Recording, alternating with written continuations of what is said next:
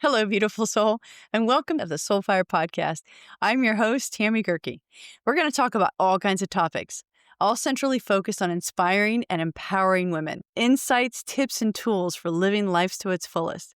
This is going to be a mix of solo chats and weekly interviews with women who are living life their way, whatever that may be, so that you can envision what's possible for you. I Am Inspiring Women is going to be a subsect of SoulFire podcast. Not sure if anybody's ever done that, but this is going to be 2 podcasts in one, so hope you enjoy. We'll talk about the ways to have an attitude that will get you through anything and what you can do to reconnect with your inner child and better manage those reactive emotions. We will discuss how to work through those limiting beliefs and what it takes to be a light in the world. This is a place to discover how other women are thriving in their chosen profession, whether it's an artist, a business owner, an entrepreneur, stay-at-home mom. Will discuss the real and honest truth about what being a woman means to us. These women talk about challenges and successes, how they deal with the ups and downs of life.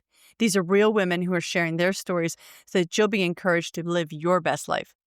Inspiration, motivation, and transformation. Let's encourage each other. Let's lift each other up. Let's learn and expand our possibilities in this world. Let's share with each other what being a woman means to us. Life is an adventure, and being a woman right now is the biggest adventure of all. Hello, so today on episode 5, I want to talk about Mother Earth, Gaia, Pachamama. So Roy and I watched this David Attenborough show documentary, Life on This Planet, I think is what it's called. And it's, holy cow, it's fantastic. I'm a documentary freak anyway. I love watching all the Nature Planet and all that kind of stuff. It makes me super happy.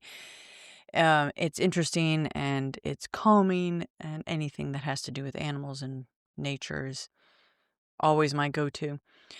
But the reason I want to talk about it is because we get so wrapped up in life that we forget that this little blue marble in the middle of nothing takes care of us. And so, we've got to consider the damage that we do to it, the amount of time that we spend with her.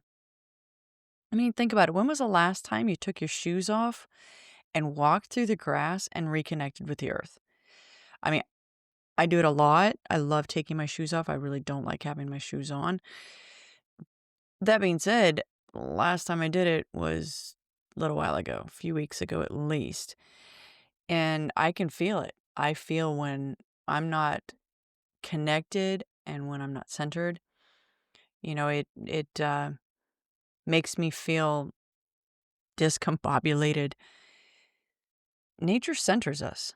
It calms us. It brings us back to who we're meant to be. We're intricately connected. And anyone who thinks otherwise, that this is just a place that is here to serve our every whim and to, be used up and abused, really does not know what's going on. We've got to take care of this place. There's only one like it. Everybody says that. Everybody knows that. But who's doing anything to do anything about it?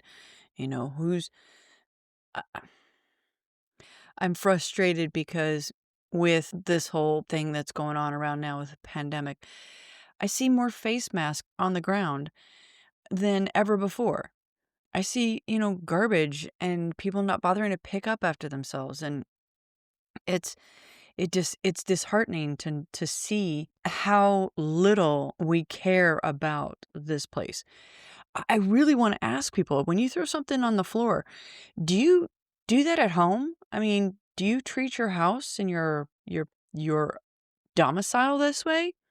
I mean, I am not the neatest of people. Trust me. I have my little piles. I have books over there. I have art supplies over there. I have notebooks. I have notebooks everywhere for journaling. But if I see garbage on the floor, I pick it up. If I see garbage outside, I pick it up. And I get that, my mom always told me, there's a garbage can right there. You can throw it away. You don't need to throw it on the ground. And everywhere that we grew up overseas, she made a point of making sure that we picked up after ourselves. I love my mom. She's a phenomenal woman. Just side note, But, we don't take care of this planet. We don't care about what happens to it. And guys, in the grand scheme of things, we all know that human beings are a blip, a blip in this Earth's history. And we're so arrogant as to think that, oh, it doesn't matter what we do, we'll be here for forever. Okay, whatever. That is not the way it's going to be. And, I try to teach my kids to pick up after themselves and to recycle and to, do what they can. I know I really can't very well get them to be vegetarian and not eat a lot of meat because I like steak every once in a while. I do. I'm not going to admit that I don't.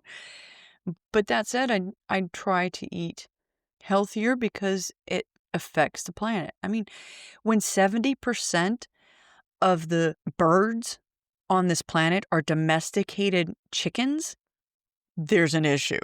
I mean, come on, people. What the heck happened to all the rest of the birds? Oh, we killed them off because we killed off the rainforests and all that kind of stuff. I mean, there are things that we can do.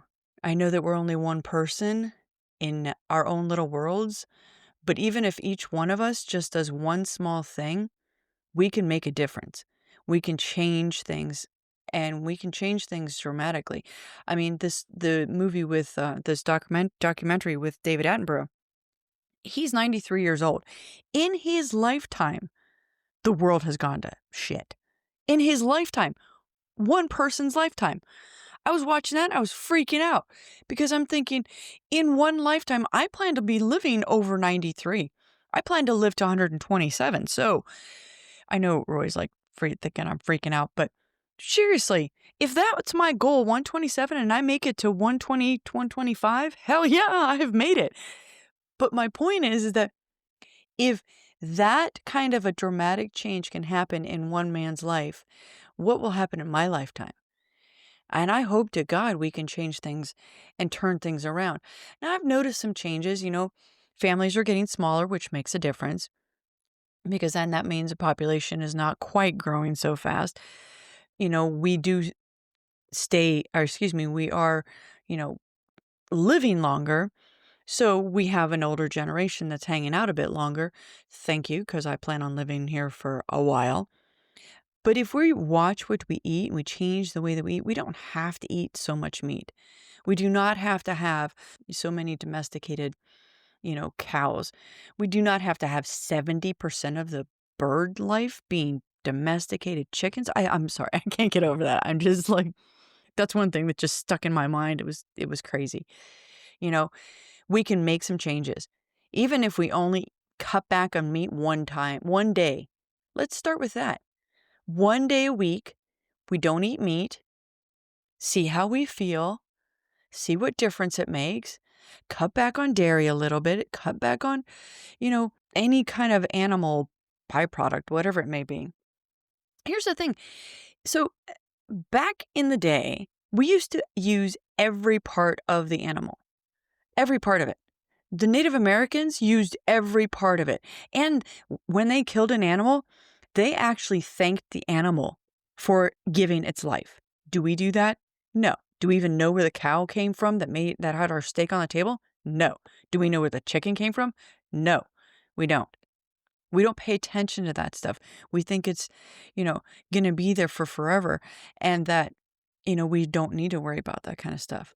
But that has an effect on our world. And I really believe in the idea, again, of the Native Americans, that we borrow this earth from our children and our grandchildren.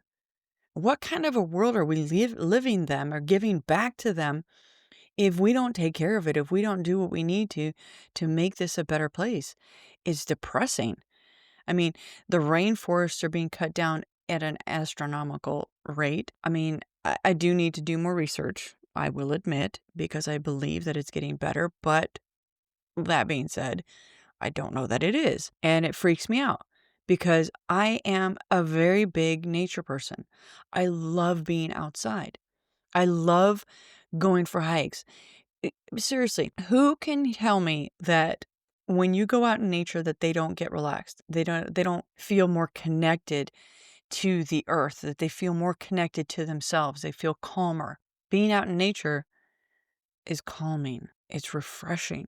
And when you feel off or chaotic, there's pandemonium in your world, craziness like there's going on now, and you go sit under a big tree and let it shade you, just sit there in the quiet and listen to its leaves rustling above you, the wind blowing through the leaves.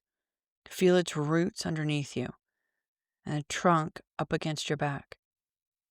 Use that tree's strength to strengthen you, to bring you back to center, to bring you back to calmness.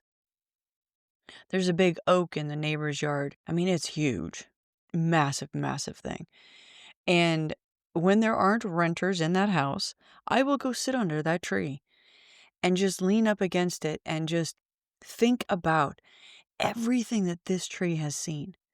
It's got to be over 100 years old. It's massive. And just even imagining what it's been through, the storms that it's weathered, the chaos that it's seen, the beauty that has grown up around it.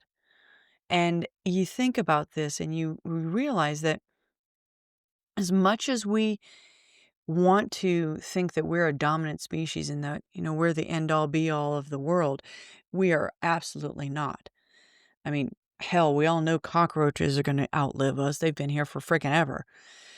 We've got to consider what we do, what our impact is, what we can do to change what we've got going on, to change how we treat the earth and how we treat others.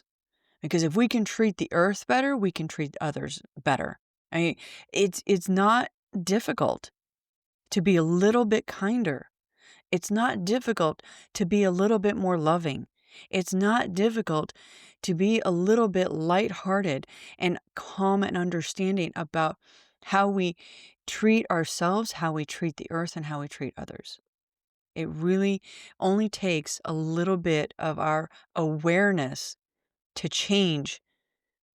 And we as individuals can make a difference.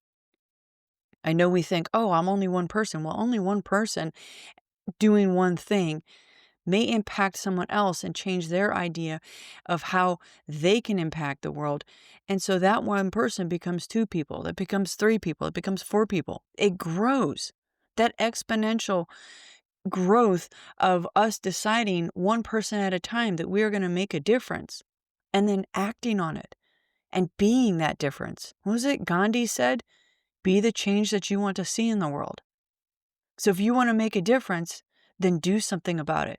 So this is my doing something about it. I am changing the way I eat. I am not eating anywhere near as much meat. I am not eating anywhere as much animal products as I used to, which I don't eat a lot anyway, but I'm going to be cutting out a lot more. And that is my choice. I'm not saying that anybody else needs to be doing it with me, because I'm sure Roy's going to be like, what the hell? Tammy's not eating anything and I've got to follow around along with what she's doing. No, this is my choice. If he decides he wants to join the bandwagon of Tammy's, save the earth one person at a time, well then, heck, I'd love to have him come along. But anyway, all right, my rant is over. So guys, get out there. Change the world in your little corner. Pick up the garbage if you see it on the ground. Go sit under a big tree. Eliminate meat from your menu one day a week. One day. Just that. One day. That's all. No big deal. And see what kind of a difference together we can make. Because together we can make a hell of a difference. Together we can do all kinds of things. We can bring this planet back to the way that she used to be. Strong, healthy, able to keep us strong and healthy. And that's all it takes, just one person making a difference, and you can be that one person. So I hope you enjoyed this, and I hope you'll subscribe, and we'll see you next time. Bye.